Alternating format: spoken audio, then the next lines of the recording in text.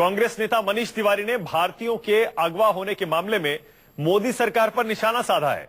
मनीष तिवारी ने ट्विटर पर लिखा, जिस तरह सुषमा स्वराज 2 भारतीयों को छुड़वाने का क्रेडिट ले रही हैं, सवाल यह है क्या सरकार लीबिया में आतंकी संगठन आईएसआईएस से कोई बिजनेस कर रही है। आपको पता ही होगा, लीबिया के सिरते शहर में 4 भारतीय अगवा हो गए थे। बाद में विदेश मंत्री सुषमा स्वराज ने ट्विटर पर जानकारी दी कि 2 को सुरक्षित छुड़ा लिया गया और 2 को छुड़ाने की कोशिशें जारी हैं।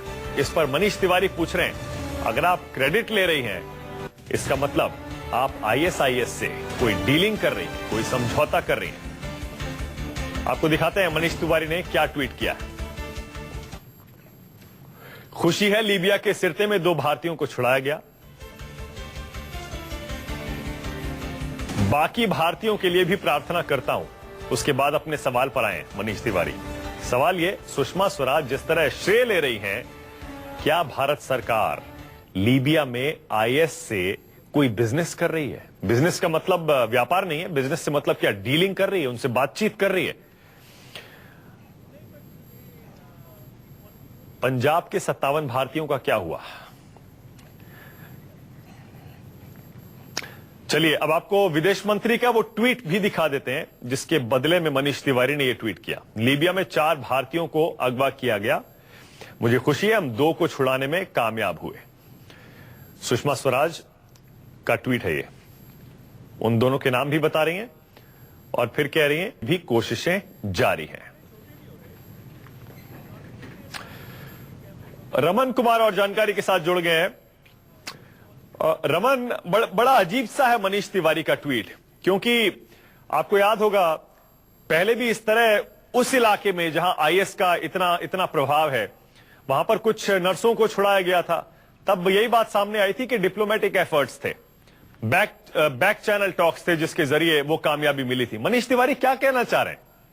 देखिए, मनीष तिवारी का ये कहना है कि जो पंजाब के बहुत सारे लोग अभी भी आईएसआईएस के कब्जे में हैं, जिस तरीके की बात कही जा रही है, उनका क्या होगा। 4 भारतीयों में से अगर 2 भारतीयों को छुड़ाया गया तो उन्होंने खुशी जाहिर की है इस बात को लेकर और कहा है कि विदेश मंत्रालय अगर इस बात की क्रेडिट लेना चाह रहा है कि 2 भारतीयों को छुड़ाने में कामयाब हुई है विदेश मंत्रालय, तो आखिरकार किससे बातचीत हुई? क्या आईएसआईएस का कोई प्रवक्ता या आईएसआईएस का कोई व्यक्ति सरकार के संपर्क में है या सरकार ने अपना संपर्क सूत्र कायम कर लिया? क्योंकि दूसरी तरफ आप देखिए कि आईएसआईएस के बढ़ते थ्रेट के चलते ही आज एक हाई लेवल मीटिंग भी बुलाई गई है गृह मंत्रालय की तरफ से। तो कहीं न कहीं मामला अभी भी पेचीदा बना हुआ है कि क्या सरकार आईएसआईएस के किसी लोग तक पहुंच पाई है या उनकी क्या डिमांड है, बाकी भारतीयों को छुड़ाने के बारे में क्या रणनीति है। क्योंकि अभी तक सरकार की तरफ से स्पष्ट नहीं किया गया कि सरकार का एफर्ट है, लेकिन सरकार ने बात किससे की। किस बातचीत के बाद आखिरकार 2 भारतीयों को छुड़ा लिया गया, लेकिन बाकी 2 भारतीय अभी कब्जे में है।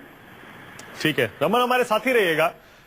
आपको जरा याद दिला दें, इराक के मोसुल में 39 भारतीय पिछले साल अगवा हो गए थे और पिछले साल जून में सरकार ने कहा था सभी सुरक्षित हैं, लेकिन आईएसआईएस के चंगुल से छूटकर आए एक भारतीय ने दावा किया था, आपको याद होगा, कि आईएसआईएस के शिकंजे में फंसे सारे हिंदुस्तानी मार दिए गए। उसके बाद काफी विवाद हुआ था।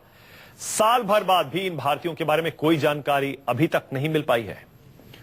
जो शख्स आईएसआईएस के कब्जे से छूटकर आया था, उसने कहा उन 39 भारतीयों को आईएसआईएस ने मौत के घाट उतार दिया है। लेकिन सुषमा स्वराज ने कहा था, मेरे पास इस बात के ज्यादा सबूत हैं कि वो सुरक्षित हैं, इसीलिए सरकार ये नहीं मानेगी कि उन सब की मौत हो चुकी है और उनको छुड़ाने की कोशिशें जारी रहेंगी। लेकिन अभी तक देख लीजिए, साल भर से ऊपर हो गया, अभी तक कोई जानकारी उन इंडियंस के बारे में, उन हिंदुस्तानियों के बारे में नहीं है। रमन, जरा ये बताइए, ऐसा लग रहा है मनीष तिवारी का ट्वीट तंज है, तंज कस रहे हैं, सार्कास्टिक कमेंट है ये रमन, क्योंकि जी हाँ बताइए रमन। बिल्कुल, आप कह सकते हैं कि मनीष तिवारी ने एक अपनी बात को सामने रखते हुए सुषमा स्वराज पर निशाना साधा है और कहा है कि जो क्रेडिट विदेश मंत्री खुद ले रही हैं कि 2 भारतीयों को छुड़ाने में बातचीत के बाद कामयाबी मिली है और उम्मीद भी जाहिर की है कि आगे 2 भारतीय भी छोड़ दिए जाएंगे। हालांकि कूटनीतिक मामलों में रणनीति का खुलासा नहीं किया जाता है। विदेश मंत्री जिस कूटनीतिक लेवल पे बातचीत करता है तो उन बातों को सामने नहीं रखता है पब्लिक डोमेन में, किससे बातचीत हुई, किससे बातचीत के बाद कामयाबी मिली। लेकिन सबसे बड़ी बात है कि मनीष तिवारी जो कि पंजाब से हैं, पंजाब से ही वो सांसद भी थे, इसीलिए उनका निशाना कहीं ना कहीं पंजाब के जो 39 आधार जिसका कि अभी आपने जिक्र किया उनके ऊपर है। क्या सरकार इसके बारे में अभी तक खुलासा क्यों नहीं कर रही? जाहिर है